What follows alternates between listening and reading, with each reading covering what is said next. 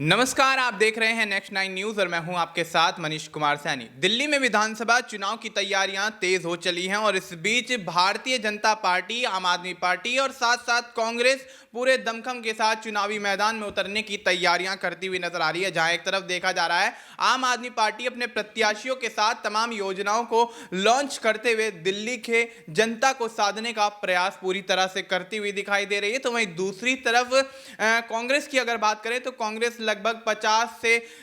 55 अपने प्रत्याशियों के नामों का ऐलान करके कहीं ना कहीं अपनी तैयारियों को मुखर करते हुए दिखाई दे रही है। और ऐसे में अब भारतीय जनता पार्टी का अगर जिक्र कर लिया जाए तो भारतीय जनता पार्टी में सीएम चेहरे को लेकर कंफ्यूजन का माहौल दिखाई दे रहा है और अब तक प्रत्याशियों के नाम का ऐलान भी भारतीय जनता पार्टी नहीं करती हुई दिखाई दे रही है। लेकिन अगर वापस आते हैं कांग्रेस पर, कांग्रेस के अंदर जिस तरह से अब एक छोटी सी फूट यहां पर देखने को मिल रही है जिसका कहीं ना कहीं बड़ा खामियाजा कांग्रेस को विधानसभा चुनाव में उठाना पड़ सकता है, क्योंकि कांग्रेस की दिग्गज नेता और दिल्ली की जानी मानी चेहरा रही अलका लांबा कहीं ना कहीं बगावत करते हुए नजर आ रही हैं, जो कि नई दिल्ली सीट से चुनाव लड़ने की बात लगातार आलाकमान से कहती हुई नजर आई हैं, क्योंकि नई दिल्ली से अलका लांबा का पुराना जुड़ाव रहा है और अपने आप को वो इस सीट पर सेफ मानती हैं। लेकिन अगर कांग्रेस की बात करें तो कांग्रेस जिस तरह से यहां पर संदीप दीक्षित को नई दिल्ली से चुनावी मैदान में उतारकर माहौल को बिगाड़ने की कोशिश करती हुई नजर आई, तो अब कयास ये लगाए जा रहे हैं कि क्या आम आदमी पार्टी की तरफ अलका लांबा का झुकाव एक बार फिर से देखा जाएगा।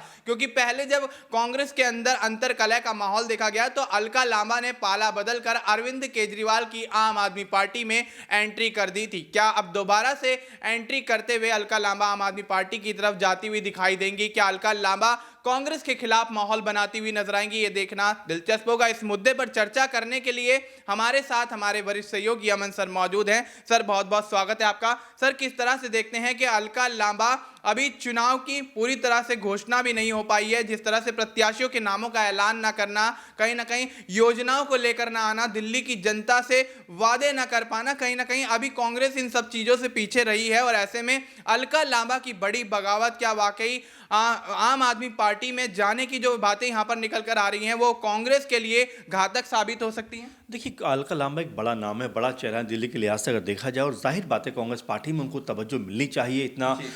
कह सकते हैं मेहनत करती हुई नजर आती हैं, दिल्ली के अलावा तमाम जगह पर जाती हुई दिखाई पड़ती हैं, टीवी डिबेट शो में अक्सर नजर आती है और कांग्रेस का जो झंडा है, परचम, उसको बुलंद करती हुई दिखाई पड़ती है। लेकिन ऐसे में जो सवाल उठ के सामने आ रहा है कि आखिर उनको टिकट नई दिल्ली से क्यों नहीं दिया गया। देखिए, पार्टी की अपनी अपनी रणनीतियाँ होती हैं, अपनी अपनी जो कह सकते हैं कि योजनाएं होती हैं चुनाव लड़ने की। तो हो सकता है अलका लांबा जो है किसी और योजना के लिए कहीं ना कहीं कांग्रेस पार्टी के अंदर उनको बनाकर रखा गया हो। अभी लगातार ये बात है, लगातार दावे भी किए जा रहे हैं, कहा भी जा रहा है कि अलका लांबा की जो संभावनाएं हैं वो आम आदमी पार्टी में वापस जाने की हैं। और यहाँ पर अगर ऐसा होता है मनीष, तो ये आम आदमी पार्टी के लिए बहुत सुखद खबर हो सकती है। हालांकि आम आदमी पार्टी ने अपने प्रत्याशियों का अनाउंसमेंट तो कर दिया है, लेकिन अगर अलका लांबा जुड़ती है तो शायद हो सकता है कोई सीट का इंतजाम उनके लिए किया जाए। आपने देखा कुछ दिनों पहले महरौली के जो मौजूदा विधायक थे आम आदमी पार्टी के, उन्होंने कहा कि भाई मैं चुनाव नहीं लड़ूंगा। तो इस तरह की तमाम चीज़ें हैं जो देखने को मिल रही है। तो हो सकता है कहीं अलका लांबा का नाम इस जगह पर सेट हो जाए और कहीं पे वो चुनाव लड़ती हुई नजर आ जाए। लेकिन उससे पहले अगर हम कांग्रेस पार्टी के लिहाज से बात करें तो लगातार कांग्रेस पार्टी अपना खोया हुआ वजूद यहाँ पर तलाशने का प्रयास कर रही है।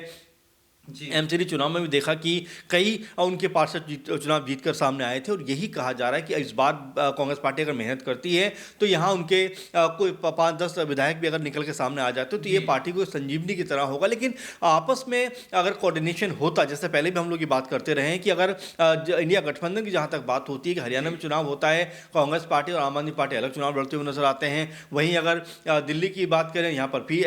पर भी ऐसा लग रहा है कि आम आदमी पार्टी कांग्रेस पार्टी दोनों अलग होकर चुनाव लड़ रहे हैं। तो जाहिर बात है अगर अलग होकर चुनाव लड़ेंगे तो आपका नुकसान होता हुआ दिखाई पड़ेगा। तो ये ज्यादा जरूरी है कि इंडिया गठबंधन के तहत अगर आप एक साथ आए हैं तो तमाम चीजों को देखते हुए, और आपने ये बात की है कि हम बीजेपी को रोकने के लिए आए हैं, तो ऐसे में कोऑर्डिनेशन का होना बहुत जरूरी है। अगर कोऑर्डिनेशन बेहतर नहीं होता है तो जाहिर बात है कि आपको कोई लाभ नहीं मिलेगा।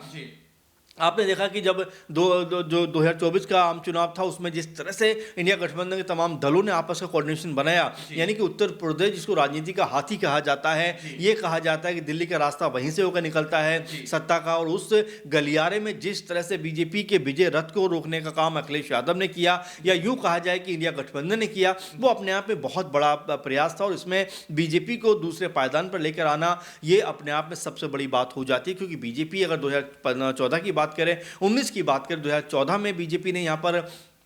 आई थिंक 72 सीटों पर कब्जा किया था 80 में से। 2019 की बात करें तो उनके पास लगभग 63-64 सीटें उसमें भी आई थी, और ये तमाम चीज़ें कहीं ना कहीं बीजेपी को मजबूत बना रही थी। और उस समय बसपा और सपा का ऐलान 2019 में था, लेकिन इस बार राहुल गांधी के साथ में यानी कांग्रेस पार्टी के साथ में उत्तर प्रदेश का चुनाव अखिलेश यादव ने लड़ा, और देखिए यहाँ पर 37 सीटों पर कहीं ना कहीं कब्जा करते हुए अखिलेश यादव नजर आए, 6 सीटों पर कांग्रेस पार्टी कब्जा करती हुई नजर आई। तो ये मिलजुल कर अगर चुनाव लड़ेंगे, अगर एक साथ चुनाव में जाएंगे, तो जाहिर बात है कि इसका फायदा आपको होता हुआ दिखाई पड़ेगा। हरियाणा चुनाव की बात करें तो अगर यहां पर आम आदमी पार्टी और एक तरीके से अगर कांग्रेस पार्टी साथ मिलकर चुनाव लड़ते, तो अभी फिलहाल दोनों दल सत्ता में वहां पर नजर आते, क्योंकि बहुत कम मार्जिन से चुनाव कांग्रेस पार्टी ने हार गई। और ऐसे में यही कहा जा रहा है कांग्रेस पार्टी ने अगर सही कैलकुलेशन किया होता, हालांकि ये भी खबर सामने आई कि राहुल गांधी चाहते थे कि भाई आम आदमी पार्टी कांग्रेस पार्टी का गठबंधन हरियाणा के अंदर हो जाए,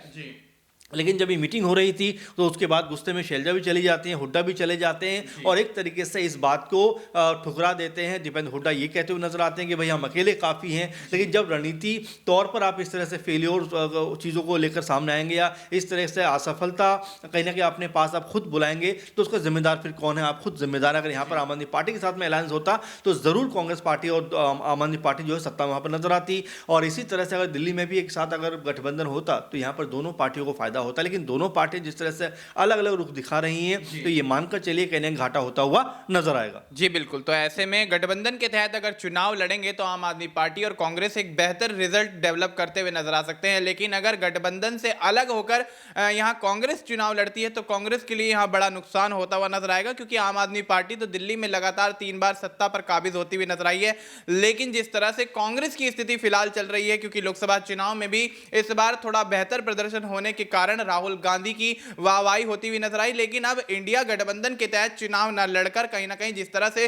कांग्रेस ने अकेले चुनाव लड़ने का बीड़ा उठा लिया है, उससे क्या कांग्रेस को यहां फायदा होता हुआ नजर आएगा? क्योंकि लगातार तमाम राज्यों में देखा जा रहा है कि जिस तरह से सर ने समझाया कि हरियाणा के अंदर चुनाव अलग अलग लड़ा गया, जिसमें कांग्रेस बहुत कम मार्जिन से जीत के आंकड़े से चूकती हुई नजर आई, और अगर वहां गठबंधन होता तो कहीं ना कहीं आम आदमी पार्टी और कांग्रेस की मिलीजुली सरकार वहां पर भारतीय जनता पार्टी के तमाम मंसूबों को फेल करती हुई नजर आती, तमाम उनके आंकड़े बदलती हुई नजर आती, और शायद सीएम चेहरा भी वहां बदलता हुआ नजर आता। लेकिन अब दिल्ली के तरफ अगर वापस आ जाए तो दिल्ली के अंदर जिस तरह की सियासत गरमाती हुई नजर आ रही है, उससे यह देखा जा रहा है कि अलका लांबा जिस तरह से यहां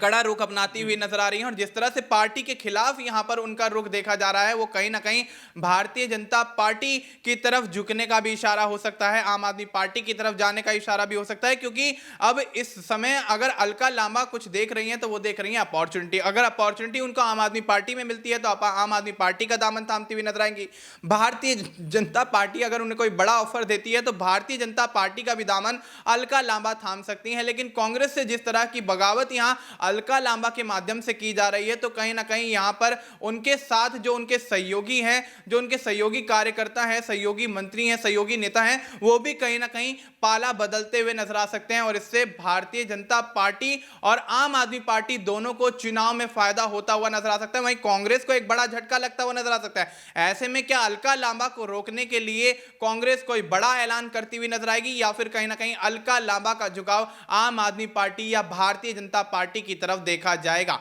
फिलहाल आपको इस मुद्दे पर क्या कुछ लगता है, आप अपनी राय हमें कमेंट करके बता सकते हैं। बाकी देश और दुनिया से जुड़ी तमाम जानकारी के लिए आप देखते रहिए नेक्स्ट 9 न्यूज़।